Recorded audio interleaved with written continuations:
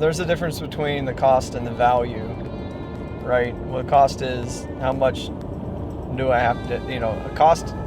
Okay, if we want to split hairs on words, I look at the word cost, as there's not really a return, or there's not a strong value proposition there. When I look at value, the word value, I say, okay, there's equal value in this relationship, and ultimately every business relationship should be a win-win relationship.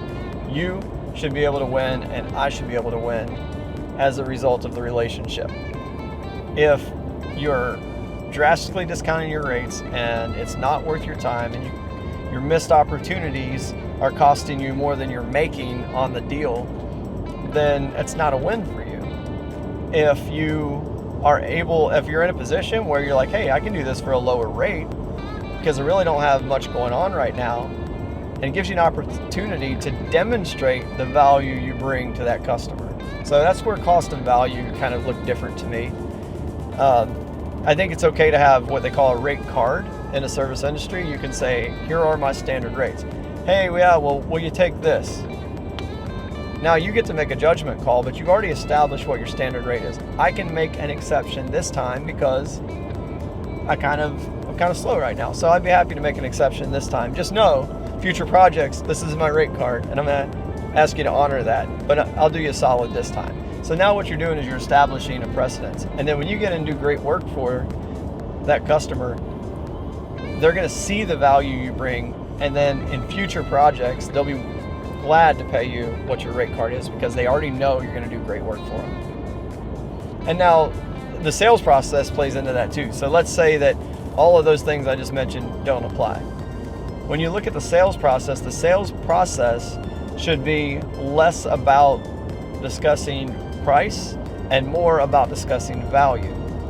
In the sales process, one of the things that I do is I ask my clients or my customers what it is that they're trying to solve. I ask my customers what problem they're trying to solve. And then the next question I ask them is, what budget have they set aside to solve that problem? This does a couple of things, I believe. It gets them thinking about, okay, this guy has an expectation for money, but it's not me asking for money, right? If you tell me that you have a problem and I go find a solution, who knows if the solution I bring back is going to be inside of some sort of budget you have or not.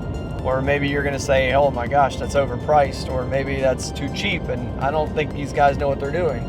So I like to ask the question of what budget have you set aside? Because if you have a $500,000 problem and a $100,000 budget, then we're going to have a talk about setting expectations.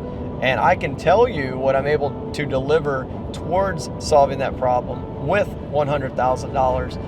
But I also know, if I know my product well, I know that we cannot solve a $500,000 problem with a $100,000 budget. So my goal there is to always maximize the budget that the client has set aside towards solving as much of the problem that they can solve or that they need to solve. And so now it takes pricing out of the equation, and it just comes down to the math. It just comes down to the math. How much ground can I cover with the budget they have? If I'm truly wanting to bring value to my customers, I will give them everything that I possibly can within the budget that they have set aside. Sometimes it's really hard to get down to how much budget. Because when I ask the question, they say, well, how much is your hourly rate? Or how much does your product cost? Well, in some cases, it's not black and white. In a consulting relationship, for example, my hourly rate may be $300. Someone else's hourly rate may be $100. Are you going to go with the person who has the cheapest rate or who brings the greatest value? Because our experience is not the same. The solutions that I can bring may be different than my competitors. So if you're basing it solely on price, I've kind of made a rule for myself that if you're strictly shopping on price, you're probably not a good fit as a client for me, because you're not giving it any consideration to the value that I bring to the relationship. You're really just looking for the cheapest thing.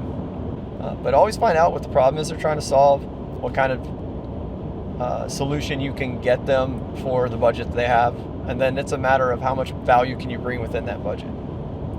That in itself has eliminated a whole lot of back and forth and negotiating price for me.